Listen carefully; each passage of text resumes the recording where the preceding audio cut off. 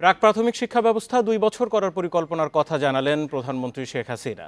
সকালে ওসমানী স্মৃতি মিলনায়তনে প্রাথমিক শিক্ষা পদক প্রদান এবং প্রাথমিক শিক্ষা সপ্তাহ উদ্বোধন শেষে এ কথা জানান তিনি।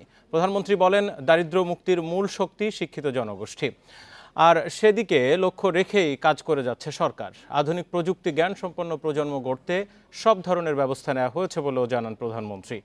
প্রতিটি স্কুলে কম্পিউটার ল্যাব করে দেয়া সহ স্কুলের শিশুদের জন্য ফিডিং ব্যবস্থা সরকারি পর্যায়ে না করে কমিউনিটি ভিত্তিক করা সরকারের লক্ষ্য বলেও জানান তিনি। আমরা শিক্ষার কারিকুলাম আধুনিক প্রযুক্তি জ্ঞানের মধ্যে নিয়ে আসছি প্রত্যেক স্কুলে।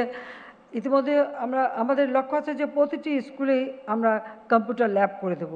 প্রথমে এটা মাধ্যমিক থেকে শুরু করেছিলাম, এখন আমাদের লক্ষ্য আমরা প্রাইমারি থেকেই শুরু করে দেব এবং সেই সাথে প্রি প্রাইমারি আমরা চালু করি। আর প্রি প্রাইমারি 1 বছরের জন্য, এখন আমরা সেটা 2 বছরের জন্য করতে চাচ্ছি।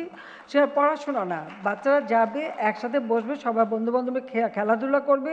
ওই খেলাধুলার মধ্য থেকেই তাদের ভিতরে যে সুপ্ত মেধাটা আছে সেই মেধাটা কিভাবে বিকশিত করা যায়।